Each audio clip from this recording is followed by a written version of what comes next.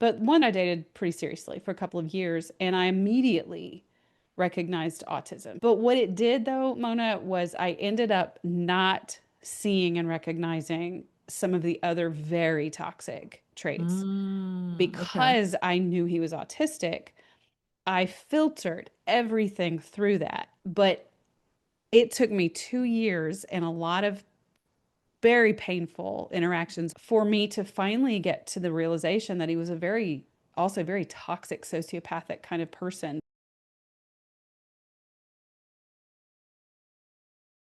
I'm Mona Kay, and I've been the host of the Neurodiverse Love podcast for 5.5 years. We didn't know we were a neurodiverse couple until our 29th year of marriage, and oh my gosh, did we misunderstand each other. I'm Jodi Carlton, and my journey understanding autism and other types of neurodivergence started with my daughter, who's 23 now.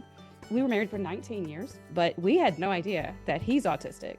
I'm ADHD, and our son is ADHD. We're going to talk about neurodiverse romantic relationships, neurodiverse families, life as a neurodivergent person. I can promise you, whatever you ask, we'll have experienced it ourselves, or we've had clients who have. So send us your questions and your comments. And don't forget to like and subscribe. Hello again. Hello. So, welcome to Navigating Neurodiverse Love and Life. And if you've missed the first episodes of our show, I really encourage you to go back and watch those. We really talk about who we are if you aren't familiar with us and why we decided to do this show together. And we've already had some really, really great chats. And so today we're going to talk about dating and sex. So it's going to be an interesting conversation. And Mona and I both are very open about these things. So if this is something that you're interested in, stick around. Yeah, I've done a lot of episodes of the Neurodiverse Love podcast where I talked about my dating experience and sex and physical intimacy. And I'll just share a few things because I'm out there. I'm 62. I'm a little older than Jodi. And I've I'm been, 54 next month. I had to okay, stop and do the math. there you go. There you go. So it's a weird place to be in when you're this age, but it's an even weirder place to be in when you know you're ADHD and you are reading these profiles and you know these people are either ADHD, autistic, or ADHD, and they may not know it. And because you're ADHD, you have really good pattern recognition. So it's like a neon sign flashing at you. Yes. Yeah, and you know how those unhealed wounds bring us to what's familiar. So I've really had to work on healing those unhealed wounds, and I think I'm in a pretty decent place. Hmm. But I'll share a few of the dating experiences I've had. Okay. First of all, Jodi, I read a profile and I say this in the non-autistic support group that I facilitate, the two support groups that I facilitate. If I see that a man has never been married and has never had kids and they're in their 50s or 60s, I'm going to guess there's some neurodivergence going on there. You're shaking your head. I want to hear your thoughts about that before I go any further. Well, let's back up for just a sec and tell Yeah. people. So I've been divorced for 10 years and you've been divorced for, I've already What forgotten. you've been, yeah, oh, you've been divorced for 10 and I've been divorced for 8. Yeah. 8. Yeah, yeah, yeah. So we both have been through some dating and Mona's still in the dating scene and I am not. But I was. And it took me, oh gosh, when I first was when my marriage first ended, I was so absolutely overwhelmed and burned out. The idea of dating was just no, no. I had no interest whatsoever. It took me about a year and a half before I was interested and that was because I reconnected with somebody, an old high school boyfriend actually, and that I, ended up in disaster. I connected with an old college boyfriend. That was disastrous, but that actually awakened me a little bit. I was like, oh, I might actually be interested in this. And so I did. I was on the dating scene for, I don't know, 4 years, maybe 4 or 5 years. And so I did have a couple of one really serious 2 year relationship, and then I dated a few other people. But as far as the dating apps go, during COVID, I'll just tell you, during COVID, we couldn't date, we couldn't get together, at least where I lived. Nobody was out, meeting up in person. So I actually took that as an opportunity. I realized I wasn't great. Well, I realized that I was magnetically drawn to what was not good for me. And that wasn't necessarily neurodivergence, it was the Sure. narcissist that I was drawn to because I had that pattern. And so I decided during COVID I was going to spot the narcissist. And I was, so I got on dating apps You're too and I funny. used that time period to read profiles, look at pictures, chat, talk, Yeah. interact Yeah. with some of the men on there. Okay. And that's when I really honed my spot the narcissist skills. But I agree with what you're saying. I also started to realize I had the ability to recognize these patterns in the neurodiverse population too. And I could start to see autistic men, ADHD men. I could spot the narcissist. I could tell you just from their pictures if they're narcissistic. And people are like, Wow. "Well, how do you really know?" And I'm like, "Well, Yeah. because you How do have you one know that, Jody? conversation with them and it like, well, you have one conversation with them and you immediately you start to recognize the mirroring type of love bombing where they're mirroring everything back to you and you feel super connected, super fast. They it's like you've known each other your whole life. You feel like soulmates. All of that felt so good was not good. Um, so anyway, yes, I there you definitely see these patterns, and I do agree with you about the never married that for men, men and women, Hmm. if there's and that's not I'm not judging that. I'm not saying that No. there's anything wrong with that, but it is just an indicator that someone has not connected. Maybe they've wanted to, maybe they've tried Mhm. to, maybe they're avoidant of it, maybe they don't want to. But yes, that's a pattern I've seen for sure. Yeah, me too. And then, the first person I dated, my ex and I dated during our separation, and we were separated for 2.5 years. So the first person I dated, I've actually had as a guest on my podcast. He agreed, and it was a fabulous episode. So if anybody is watching this and they want me to send you a link, I'd be Hmm. happy to. It was a few years ago. But I didn't know at the time that he was autistic. I didn't know my ex-husband was. And he had a son who was autistic.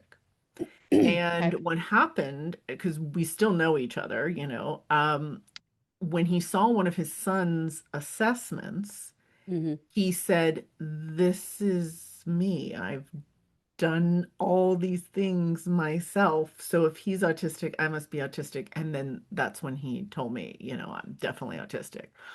Um, so that was interesting. And that was before I knew my ex was autistic. So it was helpful to have this Hmm. lens. And then I think everybody else I've dated has either been autistic or ADHD. I went out with one man who was definitely ADHD. Oh my God, Jody, he could not sit still.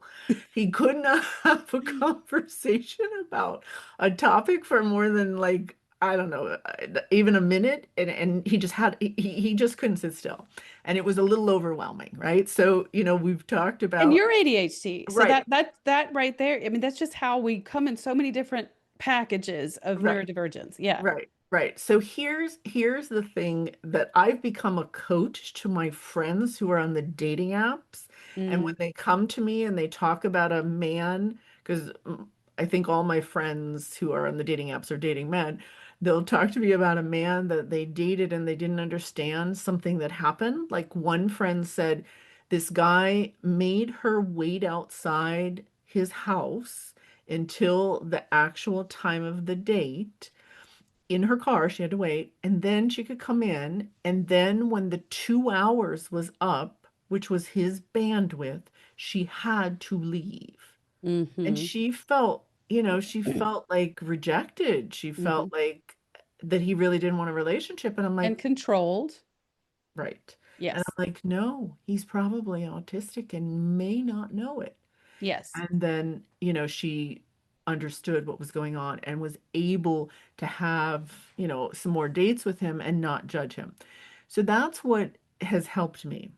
Yes. I know that when a man says to me they don't want to hold hands, or they don't like kissing a particular way, Yes. or they don't want to go to the Cheesecake Factory because, there's just too much on the menu. I don't look at it in a judgmental way. Yeah. I look at it as data and information to help me if I'm going to go on another date with them. But I will tell you, there was one man I dated. We went on 2 dates and he info dumped. The Oh, yes. first date, it was 2 hours non-stop. About like so explain what info dumping is. I know what Okay. it means, but His special interests, so there were a lot, and he was extremely knowledgeable. hmm And every time, I'm a social worker, have a podcast, know how to communicate with people most days. And I would stop him, at an appropriate time and ask a question. And he might or might not answer it. And he'd go right back into his hmm monologue, hmm which can be, it can be seen as a monologue, but it was definitely info dumping. And then at the end of the day, he said, I realize I've talked the entire time. Next time, it'll be more of a exchange. Well, next time, Jodi, so the first time it was 2 hours of info dumping. The second date, it was 3 hours. And I couldn't get a word in edgewise. So why I'm sharing this is if you are the autistic person and you want to date people, whether they're autistic or ADHD or ADHD or neurotypical, if they're not into that info dumping exchange, which some people love, hmm one person info dumps for a while and then the other does, you need to give the other person space and an opportunity to talk and ask questions and engage. Otherwise, they're probably not going to Yes. want a second date. I'm just saying. And yeah, and I know that there are autistic individuals who know this, but then in that moment they're nervous Yes. and they're feeling socially awkward, Yes. and it's just like they deploy what they know, and in that Yes. moment I can talk about this is what I feel, and maybe even inside their head they're going, oh my God, I'm doing it again, but they're Yes. struggling to stop, Yes. and that's a real struggle for a lot of folks. So that's when you might want to work with a dating coach or someone so that you can be equipped going into those dates with a template kind of Mhm. for how to not get stuck going down that info dumping route. Maybe start with asking questions, start with that kind of thing. And if it's so hard for everybody, dating's nerve-wracking, not many people love it. It's stressful. Yes, it's I stressful. really haven't met many people who are like, I just love dating. I mean, everybody was like, oh my God, I hate it. I hate it. I hate it. I mean, some people maybe who are more social and probably ADHD, like the newness of different people, but most people are find it to be pretty stressful. And that's hard in that moment sometimes to regulate yourself. And so you need to have a strategy going in. But Mhm. I also want to piggyback on what you're saying too about how you recognize signs of autism in your friends, the people they're dating, and even in the men that you've dated. And that's a good thing, but it can also be problematic. And so for me, but one that I dated pretty seriously for a couple of years, and I immediately recognized autism. So first of all, he told me he had an autistic son, and or Asperger's is what he used. And so we kind of bonded over having children who were both on the spectrum. And then pretty quickly I started seeing traits in him and his other child. And so I knew that I was that this person was autistic, and and he was actually pretty social and socially appropriate, if you will, for dating. But I because I knew he was autistic, he was not open to it. I did try to bring it up to him one time, and to him, what he understood autism to be or Asperger's was what his son's package of traits. And he was a very different package of autism, which I recognized because I had met so many people through the years and understood it Sure. so much more. Um, so he was very offended when I said, hey, I see traits in you, which to me is just like hey, you're tall. I mean, it's just, it's not a big deal. Right. But to him, he was very offended. And Mm. I realized I couldn't, that I didn't need to talk. And I was fine. I was like, okay, I can know it myself and not talk about it. But what it did though, Mona, was I ended up not seeing and recognizing some of the other very toxic traits Okay. because I knew he was autistic. I filtered everything through that. Mm. And because I have a history of codependency Me and too. I was still in the healing stage of my codependency where I was very much a fawner, so I would people please, defer, Hmm. adjust, um not want to, really push people's boundaries, not set boundaries for myself. And I hadn't learned how to not do that yet. So I kept attributing some of the things that were happening and some of the things he was doing to being autistic and maybe just unaware. But it took me 2 years and a lot of very painful interactions for me to finally get to the realization that he was a also very toxic, sociopathic kind of person that enjoyed my discomfort and he enjoyed saying things to me that were unsettling. He enjoyed demeaning me and he would do things like compare me to other partners that he dated. And again, at first I thought he just doesn't realize this impact. He's autistic. He doesn't realize this is not, he'll say that.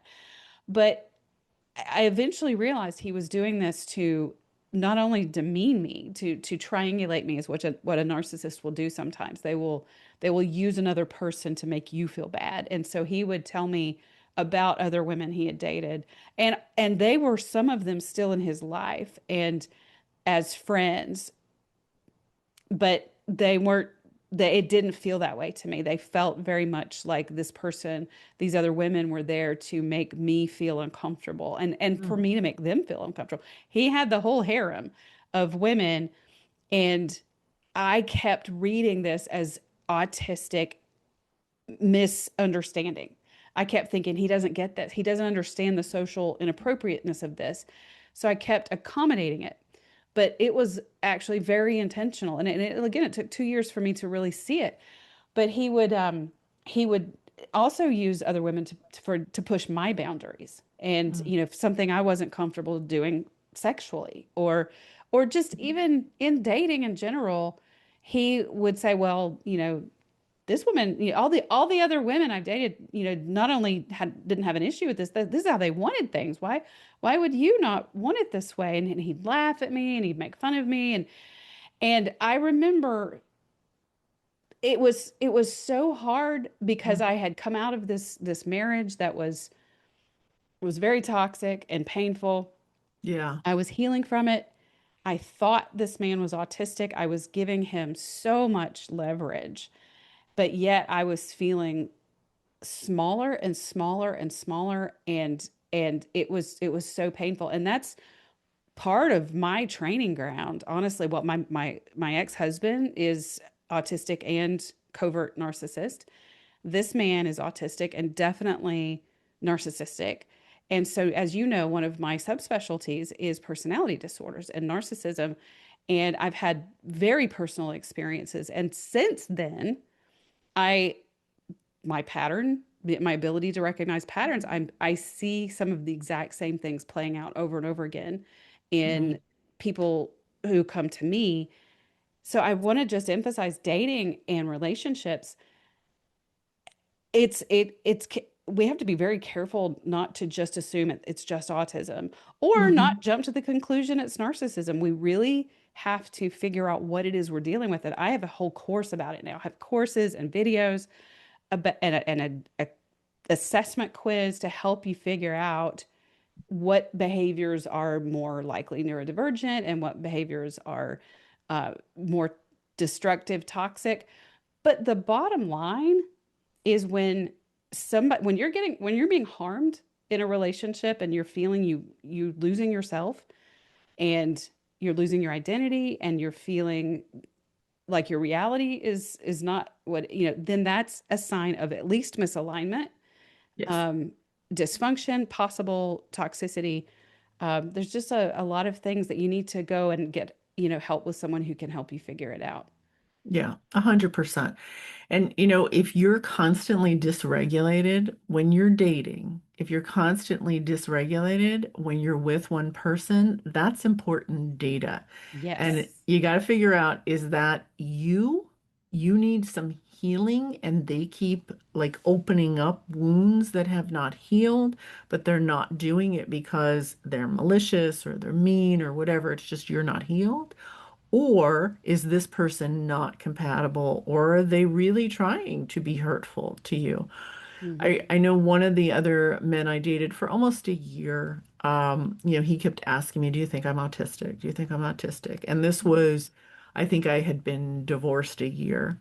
And he was so different than my ex-husband. And I'm like, I don't know, maybe.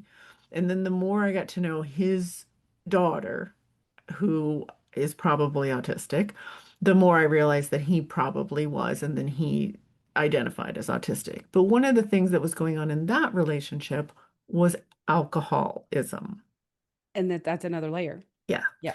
So the alcoholism, I realized, or the addiction to alcohol, not drugs, just alcohol, was a pattern his entire life. And we had known each other in college, and Mm. he wasn't a heavy drinker then. But I think what had happened with him is it helped him to put on his socializing hat.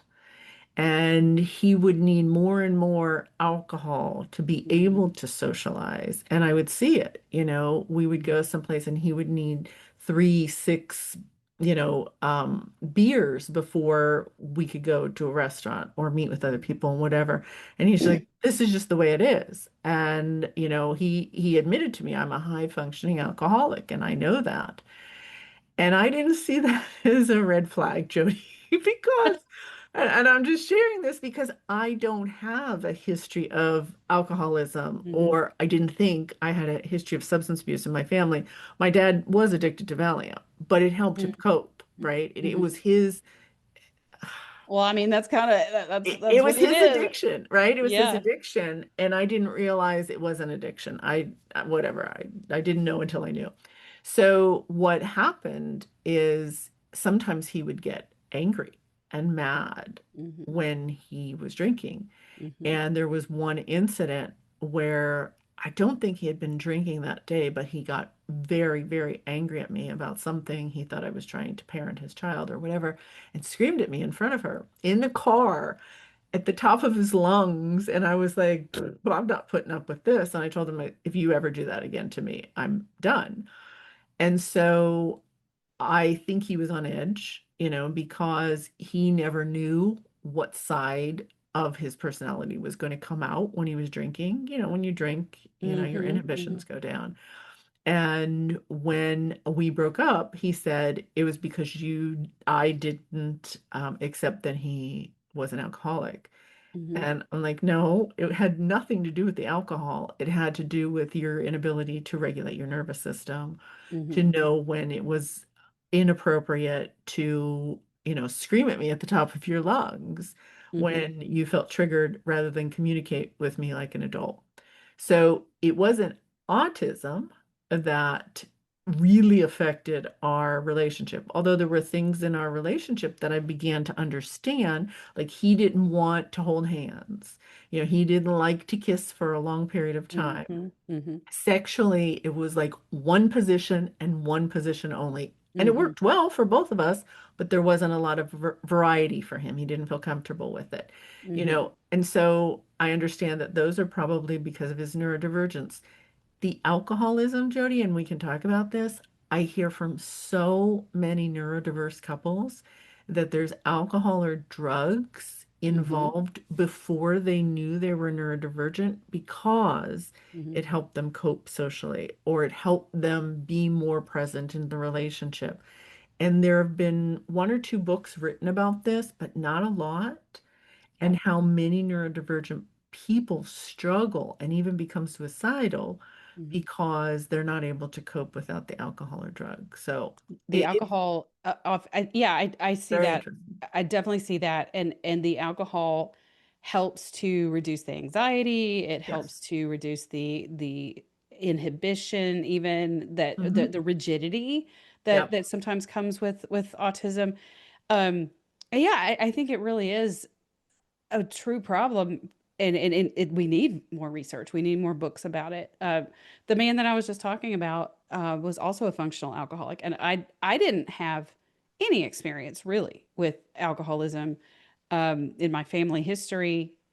A couple of uncles removed that I wasn't I didn't live close, and so I didn't really know how to spot what I was seeing. Even it took me a while to even realize he was a functional alcoholic. He was very much in denial about it, but he very much was. And I can see how that was a, a self-medicating for him because he had a lot of anxiety. He also took Xanax, kind of like with your dad. But we couldn't go on just dates like a lot of people might because he would be stressed out about parking. Parking was his thing. Ugh. He would be very stressed out about where we're going to park, how we're going to park. And then if I was willing to drive, which I usually was, it was better, but he would still be stressed out about it. And then very rigid, very structured. I remember we went to a concert one time with another couple, and it was in this outdoor amphitheater in Atlanta. And I'm having a great time, and I'm, talking loudly to him, and he got so mad at me. He was like, I'm trying to watch the concert. And I'm just like, yeah, I know, me too. And I'm just like, isn't this great? And he's like, why are you talking to me? And I'm like, because we're here together. And he was, he was, and when we left, he's like, what are you doing? Why are you talking to me? And I'm like, why are you not? It's a concert, but to him, it was like he's here to watch it, and I was distracting him. But I understood that to be the autism, Right.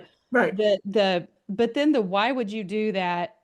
Nobody else does that. And of course, maybe he really doesn't think they do, although there's people socializing all around him. Um, but so he really did have a lot. I mean, he was clearly autistic. Some of the traits that you talked about, very similar. Like he'd hold hands, but only for so long. Kissing, we kind of had a joke about this. I had a quota. I was allowed no, a certain amount of kissing per day. I was allowed to kiss him when we first like when we first greeted each other, and it Right. was either a peck or just a little short kiss.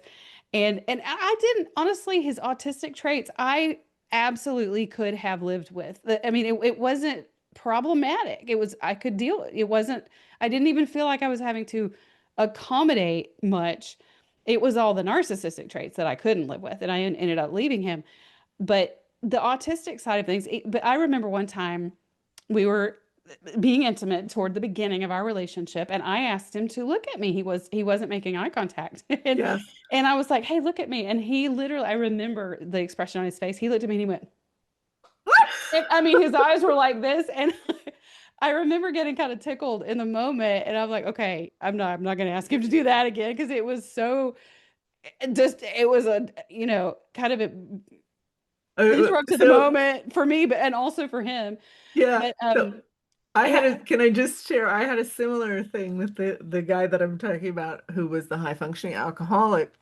I had never been with somebody who didn't open their eyes at least once, right? So I said, could you please open your eyes and look at me? And he said to me, either we can continue doing what we're doing, or I can open I my reckon eyes. which And one you want. I'm like, continue doing At least what he was self-aware. He was right, self-aware of that. But right. I remember this man one time I kissed him, one of my quotas, and I had just brushed my teeth, and he had this Yeah. reaction. He was like, "Oh," and I'm like, "What?" And he said, "Do you brush your teeth with cold water?" And I was like, "Yes." And he's like, "Who does that?" And I'm like, who does that? I'm like, what do you do? And he's like, well, I warm up the water. And I'm like, ew, that's awful. But to him, it was so jolting, the sensory of Hmm. kissing me and my mouth and lips being cold Yep. from the cold water, and that he even like didn't ever use cold water to brush his teeth or to drink water. I didn't even know that until that moment. But he also knew if I changed toothpaste brands. I mean, he Mhm. would say, "Oh, you're using a new toothpaste." I'm just like, "Wow." And he had a very sensitive nose. I do too. I have very sensitive to certain scents, but he was way more than me. And I remember one day we didn't live together, but we lived very close by, like a mile apart. And so I would come to his house a lot. And I remember I came in one day and he was like, "What is that smell?" And I didn't know what he was talking about. We finally determined it was the lotion I had put on like an hour ago at my Wow. house. And he's like, "You have to go wash your hands. I can't deal with that." And I totally respect that because I have the same reaction. If somebody's burning a certain kind of candle, I can't deal with it. So there were a lot of things, but again, some of that could really feel if you don't know that you're a neurodiverse couple and you've got somebody like acting revolted when they kiss you, it feels it's so rejecting and shaming. If you feel Yeah. it's just this, there's something wrong with me Yeah. kicks in, but it's when you do understand. As a matter of fact, we did in those 2 years come to understand, even though he could never use the word autism, and I didn't use the word neurodivergent, but we started talking about our differences, and that worked for him. We came to understand and even laugh about some of the sensory differences that we had and just adapt.